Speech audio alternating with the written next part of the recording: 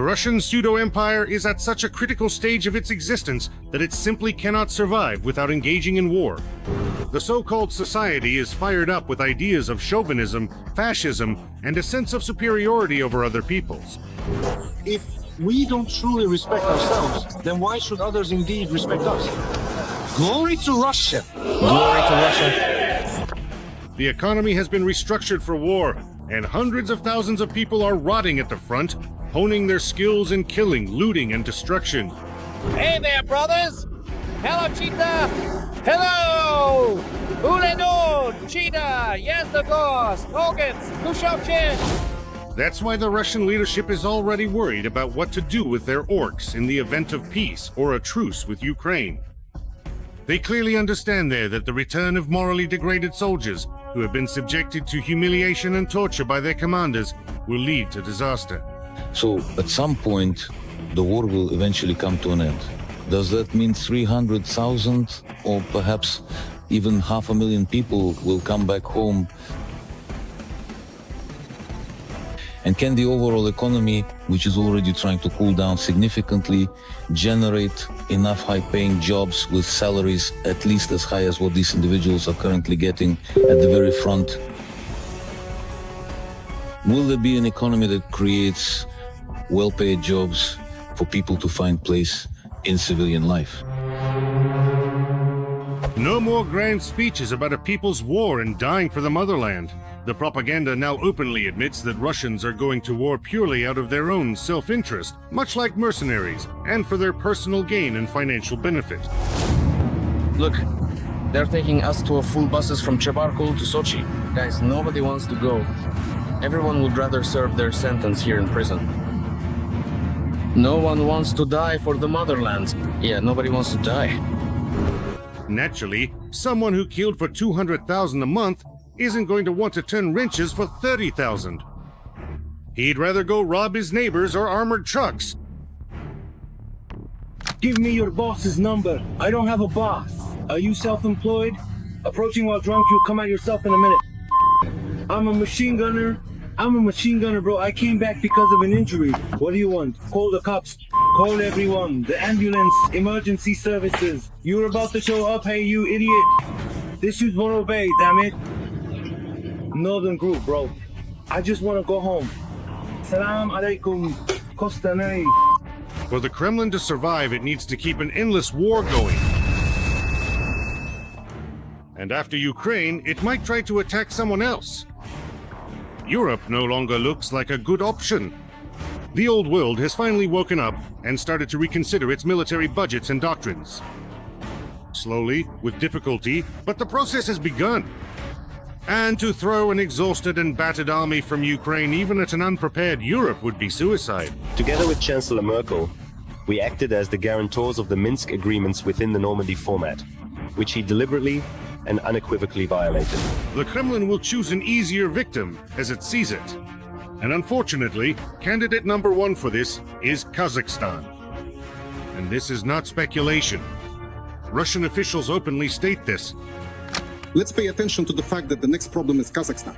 Because the same, Nazi processes that are happening now in Ukraine could also start there.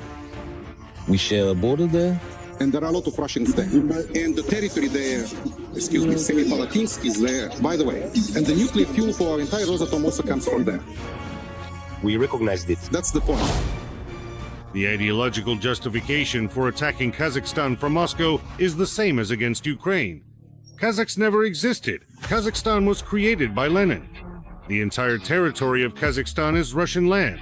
Well, just look at what's happening today in Kazakhstan in terms of, so to speak, building some kind of Kazakh state. What kind of national mythology is flourishing there about independence, about switching to the Latin alphabet? There's a lot of interesting stuff going on there if you take a closer look. You know what I'm against? I'm against them forcing Russian teachers in Pavlodar to apologize when they say that it was Russians who built that city. And I'm against them forgetting that Almaty is a loyal city, our Russian Cossack fortress. Russian propaganda is deliberately inciting hatred towards Kazakhs, belittling their culture and language, and of course, calling for the notorious protection of the Russian-speaking population. In Kazakhstan, a postal worker was fired for not knowing the Kazakh language. So, in the third year of the war, there are still people who know Russian, who have enough brains and enough shamelessness to say this phrase, "She must know the language of the country she lives in." Russian people who find themselves in any post-Soviet country, this is my deep conviction, don't owe anyone anything. What especially angers Moscow is that the people of Kazakhstan, unlike their government's show of neutrality, strongly support Ukraine and condemn the treacherous invasion by the orcs. Sergeyevka. This is indeed the one. Take it down everywhere. Take it down. Come on. In Kazakhstan. Come on. Come on, take it down. Take it down right now. I'm filming this right now. Come on, take it down faster. Pure Russians, Russian passport. No, they're in Kazakhstan right now. Let them drive in Russia. You can't drive in Kazakhstan. Take it down. Hurry up. Why are you shouting? Our father died. They came. They're not Russians. They have Russian passports. They said nothing at customs. I'm taking it down. I'm taking it down. That's customs. This is Kazakhstan. Take it down faster. Only a blind person wouldn't notice Russia's real plans regarding Kazakhstan. They're convinced that the oil, gas, and Baikonur belong to Moscow, and that Kazakhstan only has them temporarily. Then let's talk to you differently in another language, Kazakh guy. You see, it's one thing when a kind Russian person gives you something as a gift, and you appreciate it and stay friends with them. But it's another thing when you just take it and spit on it, like the Kazakh Ministry of Foreign Affairs did in this case. But then, you see, when we demand and raise the issue of returning territories and reversing the illegal decisions of 1991, in reality we have only one limitation, a moral one. That is, we seem to be friends, and it doesn't feel right to quarrel with friends. Isn't that so? But if it turns out you're not friends and you don't value our gifts, then you're giving us free rein, guys.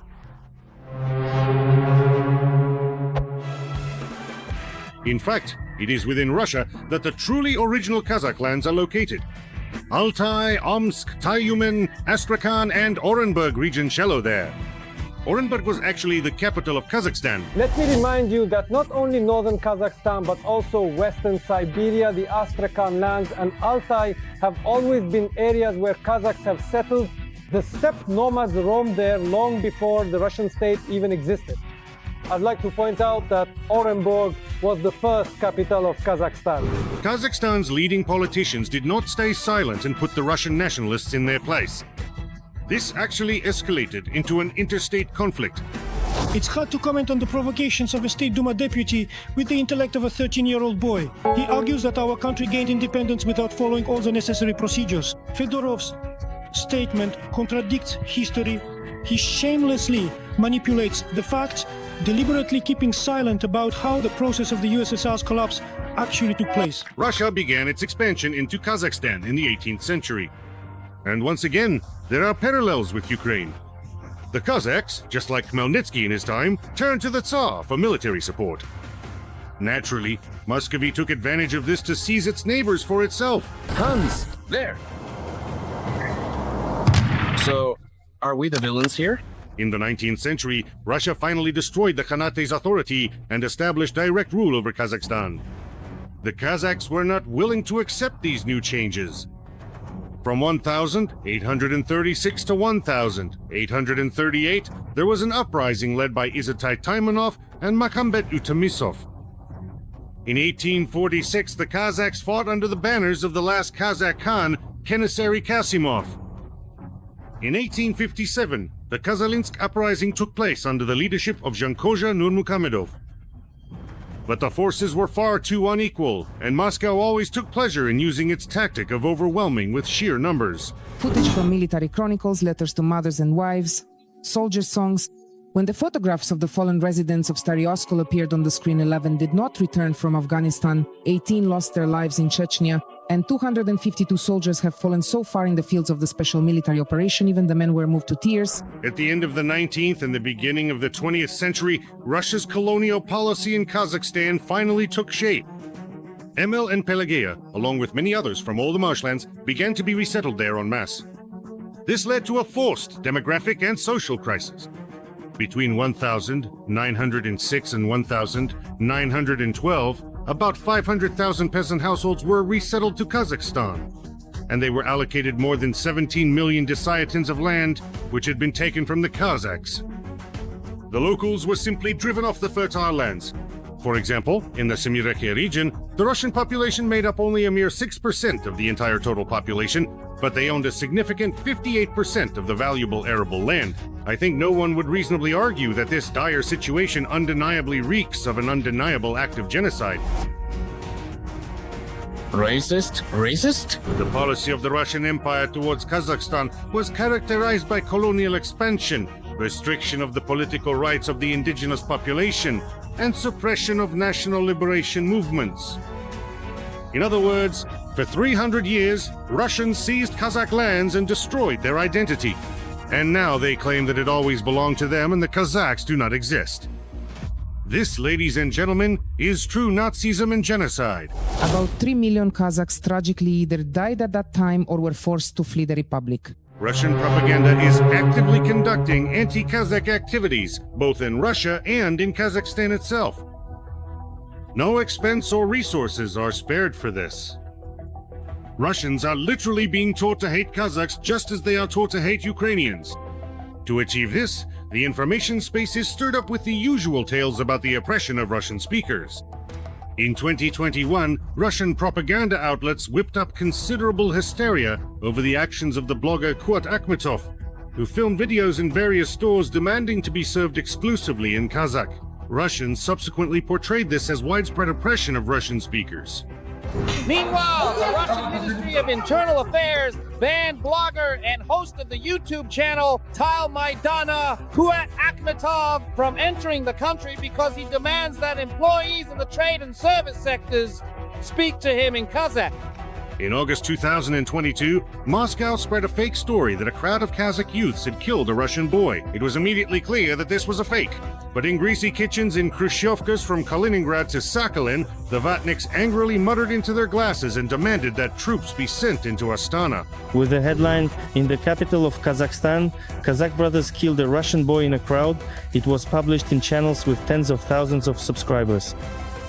Some later deleted it, but it remained somewhere. Notably, these weren't news channels but entertainment ones, and the story appeared only in Russian media. Kazakhstani media did not report on this. Russian propaganda denies Kazakhstan not only statehood, but even existence as such. Russia's goal is total destruction, and hatred toward Kazakhs will only continue to grow. Yeah, Kazakhstan. Yoo-hoo. Good evening. We are from Ukraine. Oh wow, damn. Kazakhstan is truly and undeniably our great and powerful father Bandera. Russians have always, as a rule, shown blatant disrespect toward Kazakhstan and other post-Soviet Central Asian republics. This primitive chauvinism was evident even among the so-called progressive intelligentsia. Solzhenitsyn, Dugin's illegitimate grandfather, was especially outraged. We also need to leave Central Asia, and we should take our Russians with us. But the problem is that these Russians there, they're being put in unbearable conditions. They want to escape. All their property is being taken away from them. They say the concept of personal property doesn't exist. They don't provide containers to move out their belongings. Kazakhs truly need to understand that they are in grave danger, and the Russist Reich won't calm down until it completely collapses. And the Kazakhs understand this. That's precisely why it has become exceedingly difficult to be a vocal Z supporter or a staunch Vatnik in Kazakhstan today. Bandera is our father. Ukraine, above all, glory to Ukraine, glory to the heroes. I would like to remind you that this video is created for entertainment purposes and contains elements of satire and irony. All facts and events are presented in a hyperbolized or exaggerated form to convey a comedic or dramatic effect. Our goal is not to mislead, but to highlight humor. Please take it with a smile.